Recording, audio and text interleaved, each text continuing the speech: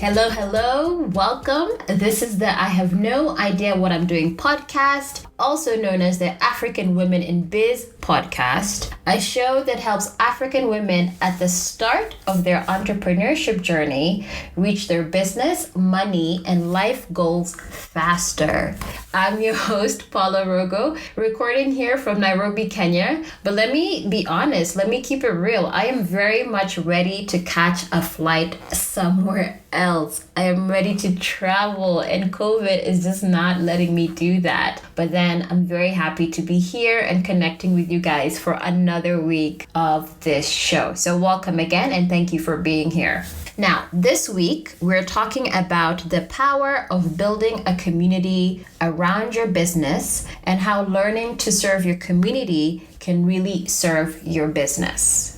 But first, I want to point out that tomorrow, Wednesday, September 30th, is International Podcast Day. Yes. This is a day when podcasters from around the world get to celebrate themselves. And it's also a day when podcast lovers like you get to also celebrate your favorite podcasts. If this podcast, the one you're listening to right now, is a must listen or a favorite, I'd really appreciate if you'd celebrate it alongside other podcasts that you love. Last week, I was working with a client and we were talking about how podcasts don't have a like button or a comment section per se. For many of us, we don't even know how many people are subscribed to our podcast. There's some issues there around analytics. So sometimes we can put content out in the world and, well, we don't know how it's being received. Sometimes especially for a very vulnerable episode, I'll put it out there and it'll be crickets. And so that's why I'm always so excited when someone takes the time to send a message or tweet me or just make an Instagram comment, because it means a lot to hear that the work I'm doing, or for any podcaster, the work that we're doing is reaching someone and is connecting with someone.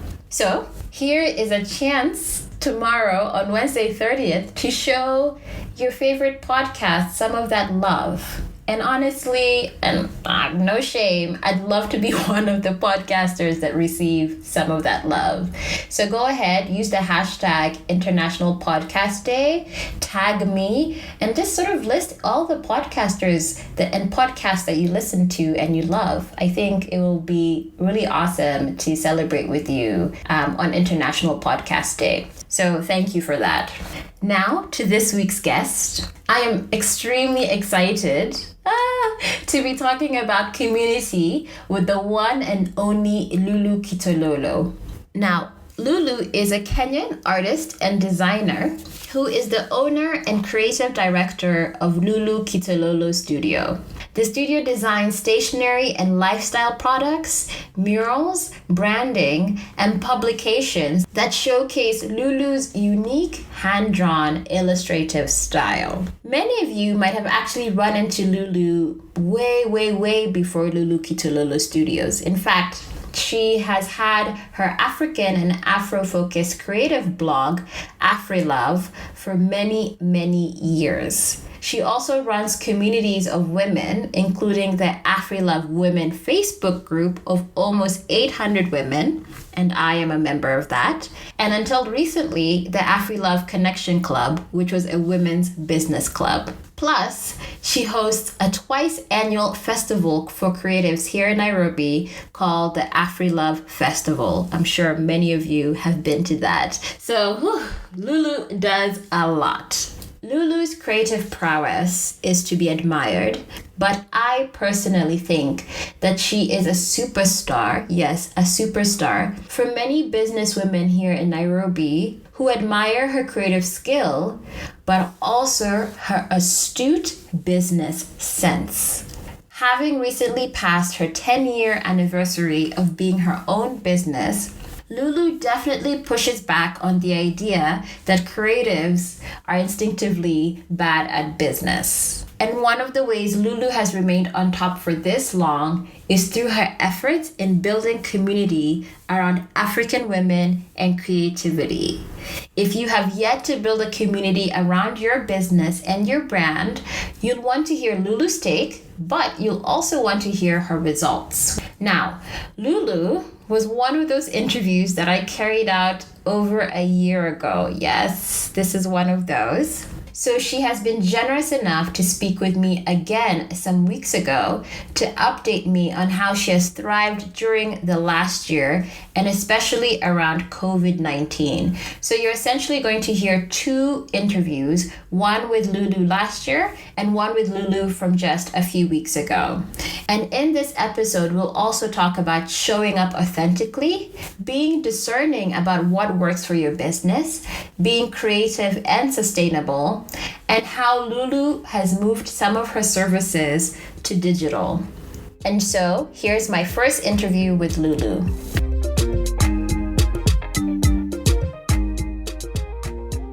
But there's so many aspects to what you do. And the Afri-Love sort of family. So if you can talk to me about Afri-Love, how it all came together, and how you started your business. Okay, sure. So in 2009, I left employment. Like I'd had enough, and I was like, I want to do my own thing.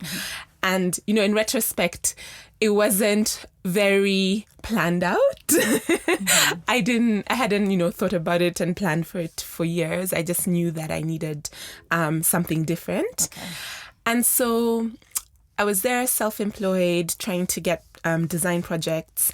And one of the things I had really missed during employment was blogging. I used to blog a lot before in university and everything, and I really missed that. And another thing, at the time I was living in the UK, and I was really interested in African arts, design, culture, and I was discovering all these things from all over the continent, and I wanted a space to share, because people would come to me they're like, oh, do you know what's happening this week? Or, do you know what I should check out? I decided, okay, let me create a blog and share all these things that you've just been picking up in general. Exactly. And that's how Afri-Love originally started, as a blog, just for me, just for fun, just an outlet, if you like. So after a year of self-employment, I then went into business with a friend. We started essentially a communications agency, a virtual one at the time. And that lasted for a few years until the partnership ended. And so I was at a point where I was sort of starting again, and this time starting out on my own and just thinking, okay, so here's an opportunity to do things afresh. What do I want to do?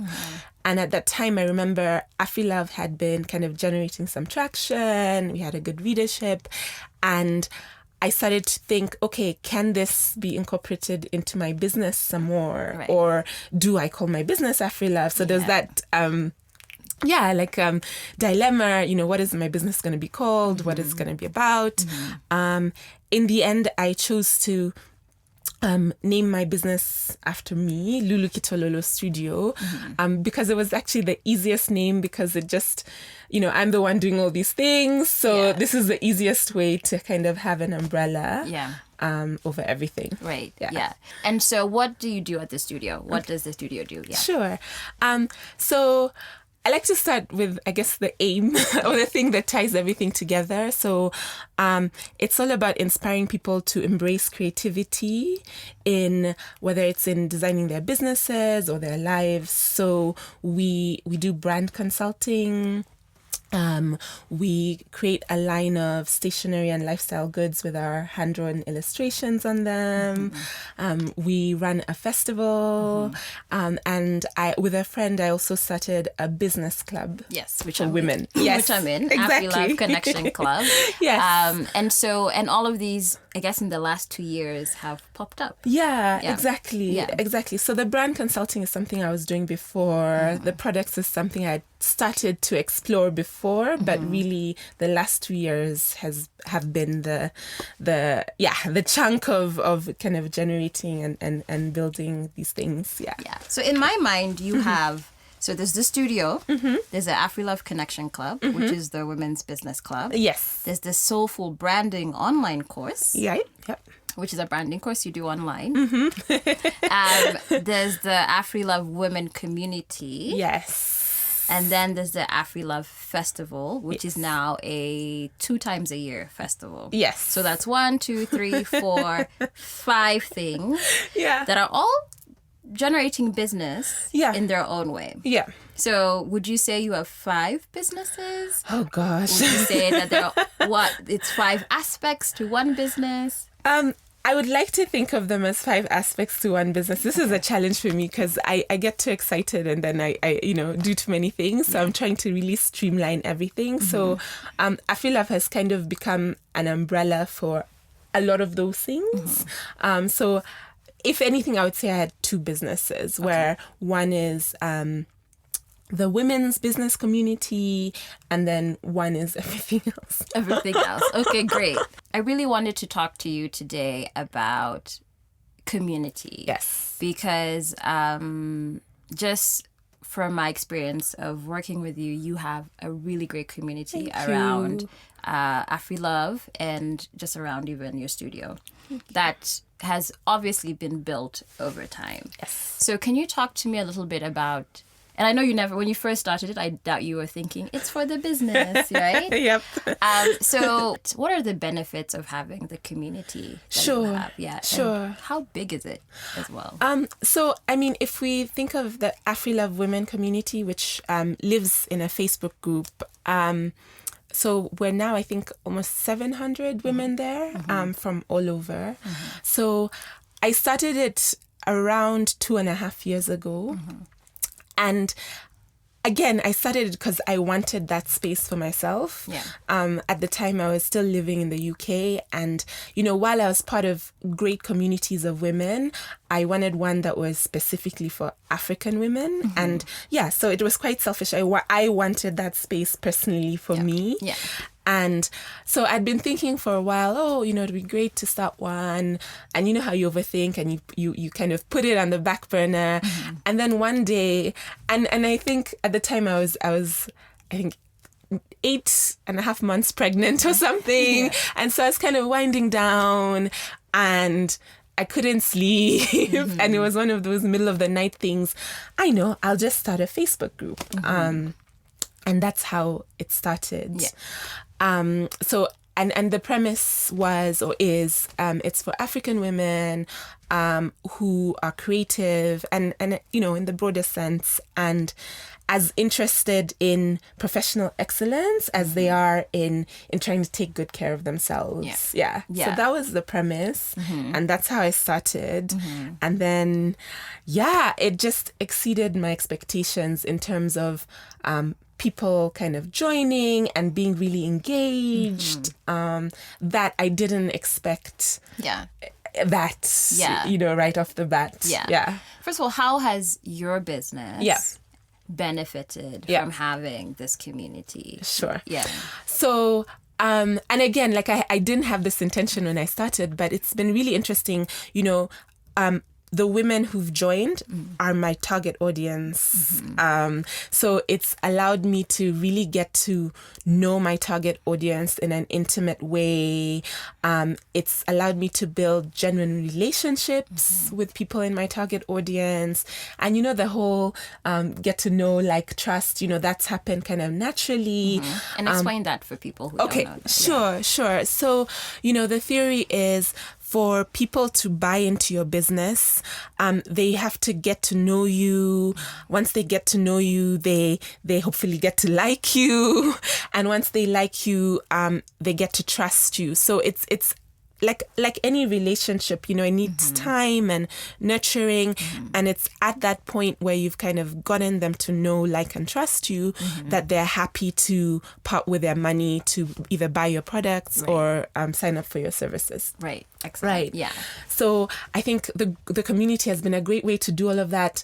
And in an environment that's not salesy, that there's no pressure that, at some point I'm going to have to buy something. Right. So that's been like a huge benefit that I didn't even anticipate. So do you get a lot of referrals from the community, or even people within the community reaching out to work with you? Yes. Yeah. And even if we think of the business club, the Afri-Love Connection Club, and the festival, Afri-Love Fest, those are essentially spin-offs from the community. You know, in part they emerged from me observing what people were talking about, what they were expressing they needed or wanted. And indeed, once those things were launched, there was a lot of uptake from people in the community. Yeah. And I'm also thinking it keeps you top of mind, because I'm part of that community. And anytime someone is like, I need a designer, I need this, I'm like, Lulu. Yeah. I need Lulu, right? Yes. How important is it to stay consistent? And how do you stay consistent? Yeah. Sure. I think it's really crucial to stay consistent. And partly just because nowadays we have so much information everywhere. You know, for somebody to keep coming back to your space, you have to give them a reason. And so, consistently putting out valuable, interesting content is key, I think. Yeah. How do I sustain it? I mean, first of all, is just making it a priority and remembering why I'm doing this and what the benefit is. And sure, like, you know, life isn't perfect. So sometimes, you know, that doesn't happen. But I think also really important in building a community is creating a space where your members feel comfortable and have some kind of sense of ownership, so that they're not depending on you for everything. Yeah. And so that's something that has happened. And I mean, the first time I remember it was near the beginning, you know, I'd been consistent, and then I think baby happened and stuff. Yeah. And then after a few weeks, I was like, oh no, you know, I hope, you know, people haven't fallen off. And I went into the group and there were all these conversations that were happening without me. And I was like, this is amazing. And I'm so happy because it also takes a bit of the pressure off. So creating a space where people feel comfortable to engage without always needing you to prompt them helps with the sustainability of the place. Yeah. Okay, great. Yeah. So what are like the key characteristics? And you've sort of hinted at them that make up a good community. Yeah. Okay. Yeah. So I think it's really important to have a clear purpose, so that everything you do, you know, it's anchored to something. And you know, for somebody who's maybe thinking of joining, you can articulate to them very clearly, like, this is why, or this is what you're gonna get out of being a part of this thing. So I think that's really important. I mentioned a bit before about creating a space that allows members to be heard or seen, being open to their ideas and feedback. And so you can be, flexible, and, you know, you evolve with the needs of your community. And that thing about regularly and consistently creating valuable content and to keep innovating and bringing fresh things so that people have a reason to keep coming back and they feel satisfied and fulfilled from being there. Let's say, for example, I'm thinking I would like to start a community for myself. Where do I start? Okay. All right. Good question. So I think if you're like me, you know, we tend to overthink things and think we have to have these elaborate plans and... That's me. Before we start anything. And when it comes to community, I think the first thing to do is just connect with the people you'd want in your community. So connect in whatever way. It might be in real life or maybe you've met them in different spaces. So just keep engaging with them and connecting with them and build that kind of one-on-one relationship.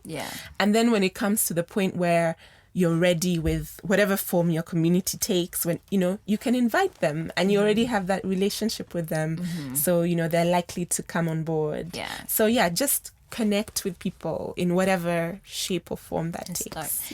And just start right away. Exactly. Which is a big one for me. But I think also, and maybe you can speak to this, there's an authenticity behind what you do. How do you make sure you stay authentic to so people can, know you and then connect with you and then eventually buy from you. I get you. Yeah. I think it's just be yourself. And I think growing up, I don't know if it was the same for you, business was this thing over there, and you have to dress a certain way and you have to talk a certain way and you have to be a certain way. And I think just realizing that, no, we're just people, and just be yourself, don't feel like you have to create some different personality, for this space. And I think that's what it is, just being myself and not, thinking about, how are people gonna, what are they gonna think of me or whatever. Just be yourself. Yeah. So how would you describe your brand? Okay. So it's really big on creativity. It's very rooted in my African heritage. It's about like celebrating who I am, but trying to do that in new, fresh ways, make people, think a little bit or learn something. Joyful is a word that I like to use, and it's kind of a compass. So, just trying to make sure in everything that we do we're helping people feel joyful. Yeah. And inspired. Yeah. Excellent. Yeah. What advice would you then give yourself when you were first starting, specifically Lulu Kitololo Studio? Because that's for you, that's where the business was. Right? Yeah. In that first year, what advice would you give yourself? I think I would advise myself to take time to really think about why and my goals for like the next few years, so that I can use those things as a compass when it comes to, say, being discriminating about the opportunities that I take on. Okay. Yeah, so that's something that it's a work in progress. But I think if knowing what I know now, if I was starting again, I would really take that time and not feel the pressure to kind of jump into action. Because, the bills and this and that. Yeah. And that. Yeah. I appreciate that because especially this year for me, I felt like a headless chicken. So I appreciate that because basically what you're saying is, I don't know, do you have a 5-year plan or a 10-year plan? Or you have like a future plan? Yeah. And I think 3 years is a realistic, 3 years is, something you can kind of conceptualize that's realistic. Yeah, because I'm like 5'10". Yeah, that's you have I think 3 years is a good number. And so I guess what you're saying is from that 3 years, I can then make decisions today because I know what's happening 3 years from now. Exactly.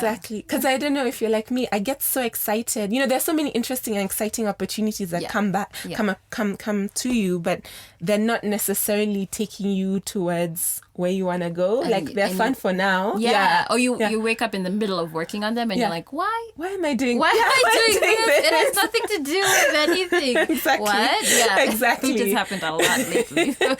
I relate. And it still happens to me every now and again. And it's hard. Okay. I think when you're just passionate about things and it's hard sometimes to be like, nope.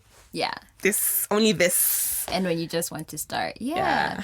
What is next for you and Afri-Love in, say, the next year or so? So I am, wanting to be a lot more business-minded, if you like. So some of those things that I was saying about, just being more discriminating about what I'm doing. And it's to really ensure the sustainability of the things that I'm doing. There's some aspects of my business that I feel are less sustainable than others. So really trying to do the work and set things up in a way to make the sustainable things really pick up and get to the point where they are sustainable. Because you can start something and then realize the business of it.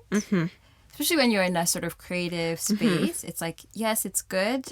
And then you realize, does this make business sense? Exactly. And what I love about talking with you, Lulu, especially, and we've had talks before, even at the Afri-Love Fest last year, was about sort of the business of being creative, right? It is a business. It is. At the end of the day, right? And so how do you then balance being creative and doing the good work, but also being sustainable? Exactly. So I assume you're always evolving and changing and cutting and starting. And the cutting is the hard part. Like, and sometimes, like, I have a mentor who's great at delivering that tough love, because for me, all these things are my babies, and I can't leave one of my babies. But sometimes just having an outside perspective, somebody just telling you, look, that's not making sense. And if you want to achieve these things you say you want to achieve, you have to just let that go, or change that, or so I think that's my priority for the next year, just being really brutal and just streamlining and just remembering the bigger picture, and at the point where everything is running itself, maybe I can come back to these things that excite me and In editing, since writing is my background, we call it kill your darlings. Kill your darlings. That one thing you're just like, it's so good, but it doesn't make sense for what the article is or what you're writing, right? Sometimes you just have to cut things for the betterment. Okay. Last question is, how do you see yourself as a businesswoman? Or do you see yourself as a creative? And I know it evolves over time. Yeah. I like to think of myself as a business, or this question. Yeah. I would like to see myself as a businesswoman. Yeah. And it's just like you said, there's this I hate it when creatives are like, oh, but I'm no good with numbers, or I'm no, I want creatives to embrace that you can be both, you can be a creative and a good business person at the same time. And I think because it's this narrative that is out there, we buy into it, but we don't need to, we can change that narrative. Yeah. And so, I like to think of myself as both. Yeah. If your work makes money, right, it's a business. Right. Yeah. Right. Yeah, it's right. a business. Right. You can be creative and a good business person at the same time. Yes, to that quote. I love that. That is so true. And I hope it's encouragement to you creatives who are listening to this episode. Now, like I said, that was Lulu talking to me in a studio in 2019, long before COVID-19 hit any of us. And so I called her up again on Zoom a few weeks ago, and she updated me on some of the things that were happening to her. And remember what she said about the benefits of community? In this next part of the interview, I want you to pay close attention to how that same community has worked for her during the pandemic, a time when most businesses are, to be honest, scrambling. So how has Lulu been coping in the last year? That was my first question to her. Yeah, it's like in the year that we've spoken, 10 years have happened. Yes.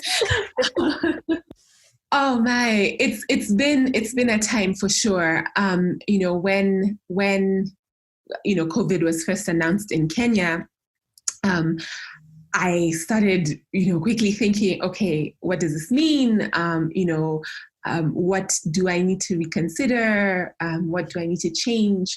And it's funny because some of the priorities that I'd kind of decided on for my business in December, actually, of last year, all of a sudden, couldn't work anymore. So some of the income streams that, I have for my business just didn't make sense anymore. And those were ones that were really around events or work that involves people coming together. So, quickly I was like, okay, so the plan has to change, and what is that going to look like? And it's funny because, for instance, the Soulful Branding course that I've been running for a little over 3 years was something that I really didn't want to focus on this year. But all of a sudden I was thinking, okay, let me revisit it. What can I do with it? How can I kind of bring it back on the table? So there was a lot of that, like just shifting gears. Yeah. I'm really grateful that, as a studio, we've been super busy during this time, sometimes almost too busy. So I'm really grateful that has been happening. So, I still have my full team on board, everybody's still on their full salaries. Right. So I'm really, really happy about that. And excited, we've created new things in this time. So for instance, thinking about the course, it then led me to an idea of creating an online membership, because as we spoke about, community is such a big thing for me. And, how I started to think, okay, how can I continue to foster community and grow community, even though it's not possible to do that in real life anymore, or, at least for the foreseeable future. So that kind of sparked this new idea for an online membership for creatives specifically, which has been such a great experience, both in terms of bringing it to life, in terms of the creatives who've come on board, really inspiring and a diverse group of people, across the world, which is like another amazing thing. So, we have people in the US, in New Zealand, and everywhere in between. So that's been really good, and positive in this time when, there's potentially lots of not so positive things going on, let's say. So it's actually, if I, reflecting back on the past 5 months, has it been? It's been a really exciting time, lots of clarity, lots of ideas, and I'm really grateful for that. When you say clarity, what do you mean by that? So I think, at the beginning when everyone was just, like panicking and thinking, what are we going to do? What's going to happen? Everything is so uncertain. And, add the additional kind of personal obligations. I have a young son and, schools were closed. So I was juggling a lot more than I was before. And so, in that kind of, it's like a pressure cooker situation where you're really forced to think about what's important. And, I was really forced to like check in with my purpose again and really declutter my mind, declutter what I'm doing, declutter in every sense. And so when you do that, you become so clear on, what's most important, what do I really want to do, what impact do I really want to have. So I think that's kind of what brought that clarity for me. And I think that's like a thread that I've heard from many entrepreneurs during this time. Some have called it cutting the fat. Others have called it, you've said decluttering. It's just, I think it's how you said it. It's just being super clear about your purpose, because there's just no room to have any extra on board at all. And bear with me as I try to figure out what I'm asking here. Okay. You're talking about, things had gone really great. I'm excited to hear that business still continued as usual and more during this time, even though you had to pivot with a lot of other things, like especially around your live events or business that involves gatherings. Because there has been a sense of like doom and gloom around business, and it's nice to hear that things are still happening. I don't know if that makes sense. Like things are still going and can work for some people. Why do you think things are going well for you? I get you. It's so interesting because sometimes I sit and try and figure it out myself. And like a friend of mine asked me once, why do you think that is? And so some of my inklings, if you like, one is down to like the community that you grow around your business and the network, because a lot of client projects have come from that network and community. So, a lot of people that I've worked with in the past, or people who have been following our work, that's been like a great lead generator in terms of commissions. I think also it's down to like really, and I know I might say purpose a lot this in this time together, but just being really clear about your purpose and letting that shape your brand, being really clear about your brand and showing up, with that clarity. So I think that's also been another factor. And, brands, they take time to establish. So, I feel like it's also all the work I did before COVID that is now kind of helping us get through COVID. Exactly. I love that. I don't know, that makes me excited. It's like, yes, this work, it adds up, sometimes you're like, man, showing up, because we talk about showing up consistently for your audience, which is it's hard work to be consistent and to offer quality to them. But I think this is a direct result of that work that you have done, and I think that connects really, really beautifully. How is your community doing during COVID, and how were you able to show up for them during this time? I observed there's a lot of introspection going on, and in a sense, people getting back to the basics of taking better care of themselves. So I feel like, I feel like the community around me, everyone is just trying to find a way where they're living a life where, yes, they're ambitious and, working hard on their careers, but they're also really starting to pay attention to their wellness and making sure that is as well taken care of as their career. So that's something I've been noticing.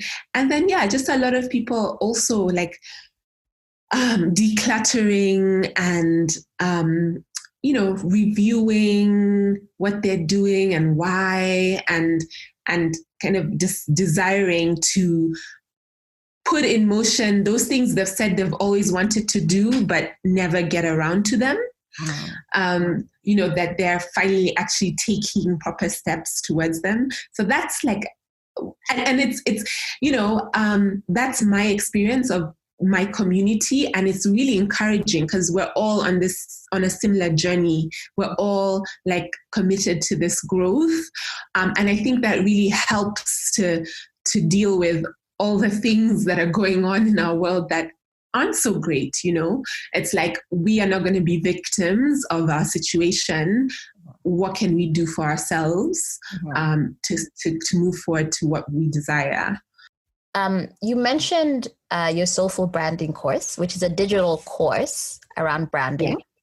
And you also mentioned a membership site that you recently launched.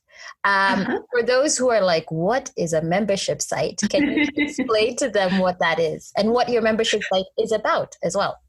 Sure. So it's called Free to Create, and it's for creatives who want to thrive.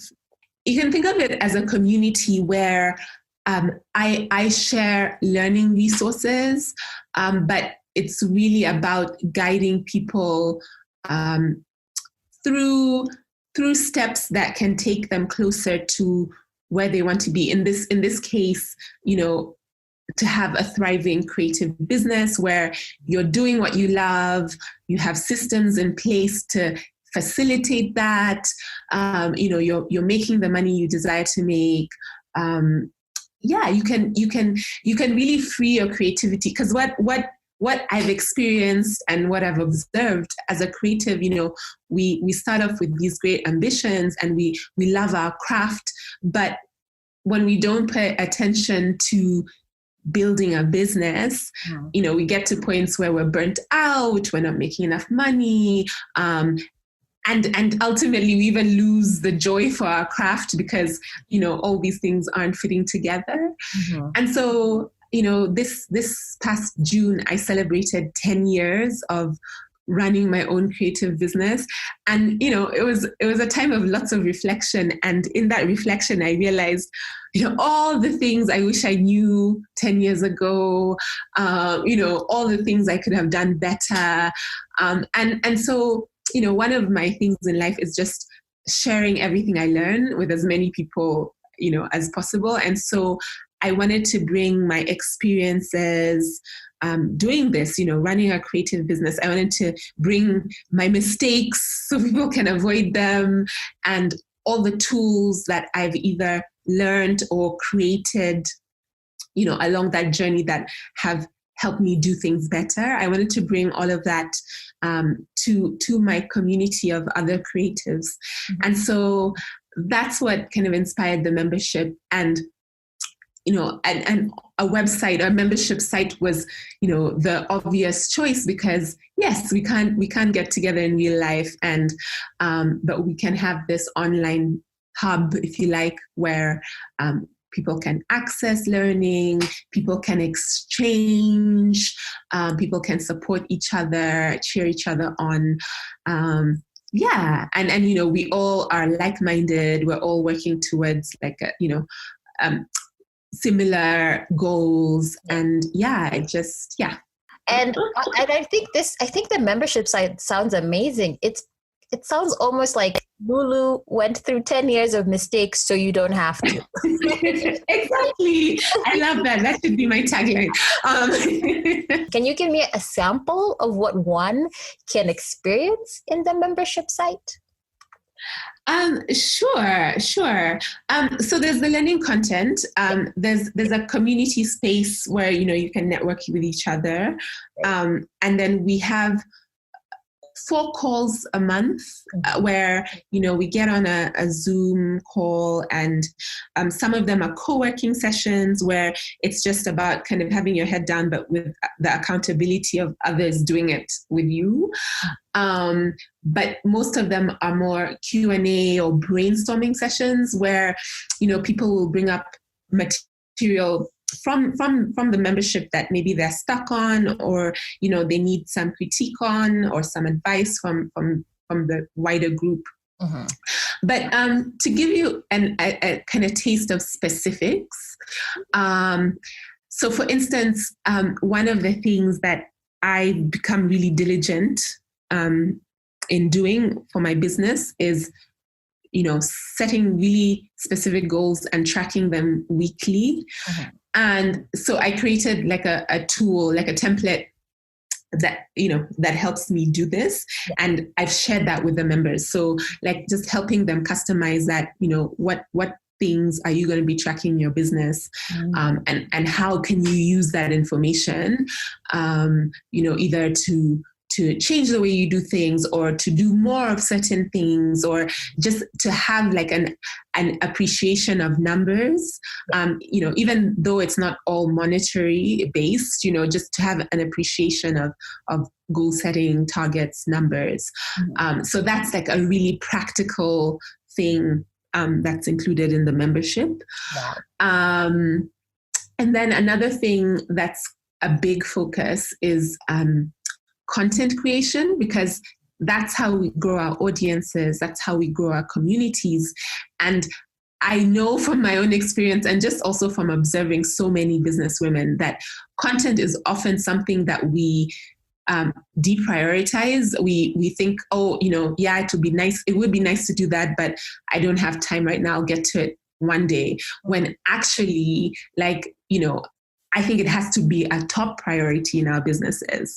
And I've witnessed for myself this year alone, during Corona, like those first few months of Corona, I realized we were getting a lot of our revenue, from Instagram, from people, getting in touch and following us on Instagram. And so I realized I needed to prioritize that. And like I created some systems for myself to do that. And I did it, very diligently.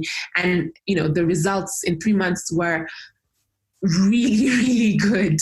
And so I realized, okay, previously I wasn't prioritizing this, but when I do, these are the results. So clearly, just so kind of sharing that with everyone, that we really need to prioritize our content, and whatever form that takes. There's so many ways to create content that serves your audience, but it has to be a priority. Yeah. Lulu, when is your next intake for more members to your membership site? So our next intake is in December. Okay.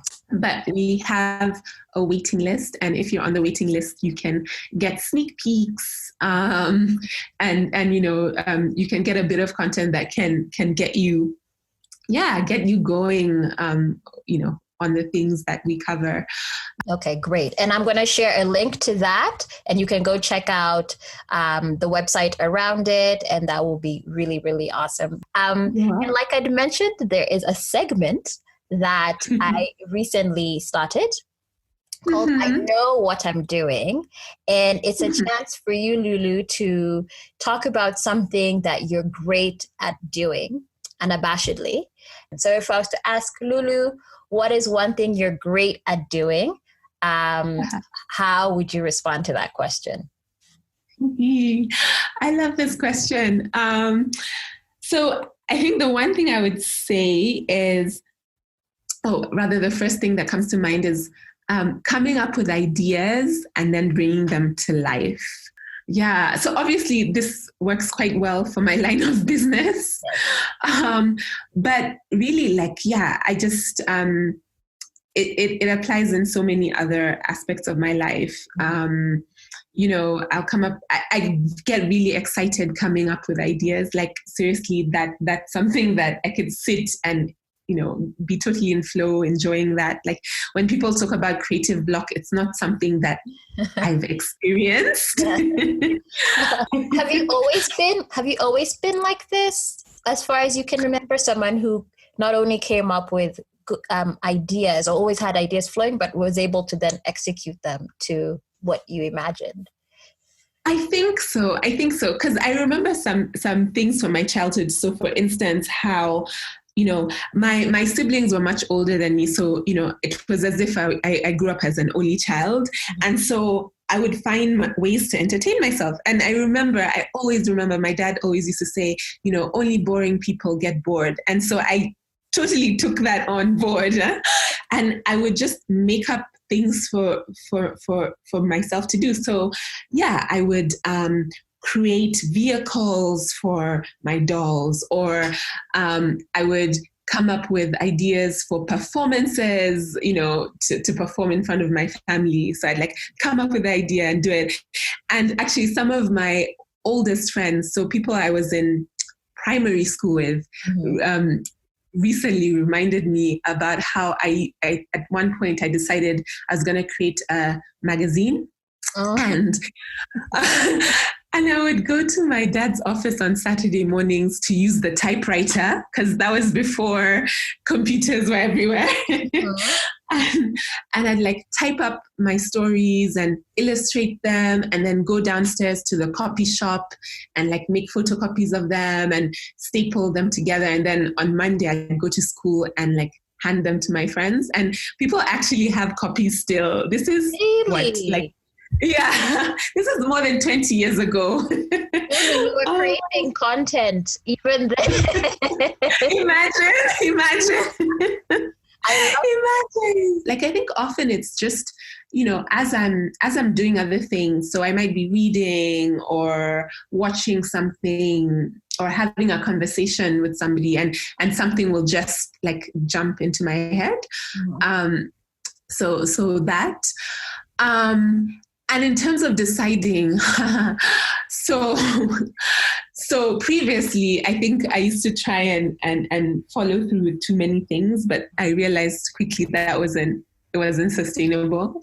And so I actually created I can call it a tool for myself. I call it an opportunity checklist, and it's available for everyone. It's part of my check-in with your purpose freebie. But yeah, it just helps you kind of use more objectivity when deciding on whether or not to do something. So, you know, I use that myself because, yeah, sometimes like ideas sound great and exciting, but like they're really not, they're going to be more of a distraction than a support in terms of, you know, reaching my goals. So yeah, so just trying to have that objectivity and not just run with the emotion. Right. And I will be linking, sharing a link to that freebie that she mentioned in the show notes. Having ideas is one thing, executing them is another. Can you share one or two actionable steps that can help someone who is trying to move from idea to execution? So I think first you need to like fully like flesh it out, like really think about every possible aspect of it. So maybe it'll be easier to like use an example. Sure. So when I decided I wanted to throw a festival, Afri-Love Fest, I'd never done anything like that before, and it was like from scratch. So I just thought about, okay, I have been to lots of festivals. What are the things that I liked? What are the things that worked well? You put those down. Then think about, okay, what's the user experience going to be like? So I need to think about, every step of somebody's visit, what's required, and just kind of brain dump every single thing. Like, okay, I need a way to have, to sell tickets. I need a place for them to, like, for us to mark that they've paid. Like, every single detail, like no detail is irrelevant. So like just thinking about the whole thinking about the experience you want to create. And I think this applies for any idea, whether it's an event or something else. Like, this idea is going to be consumed by somebody. Yeah. And so really putting yourself in that person's shoes and considering every little detail of their experience. Yeah. And then kind of once you have that humongous, most likely humongous list of things, like figure out, okay, what do you need support with? Like maybe there are things you don't know. I always say, even writing down as an action point, figuring out what I need to figure out, that's even. Oh, that's a good one. Yeah. I like actually make it a to-do or make it a thing that's part of the process. Exactly. So yeah, just really thinking about all, you kind of brain dumped everything that needs to be considered. Now, like, what do you need to create those different things, or to kind of figure out those different things? Mm-hmm. Yeah, and then, you know, like giving yourself time, and yeah, giving yourself time, giving yourself grace, and kind of maybe mentally preparing that some people won't get it or some people won't believe in it, but you know, as long as you do, that's what's most important. Yeah. I love that. Those are great tips. I'm going to use some of them tonight.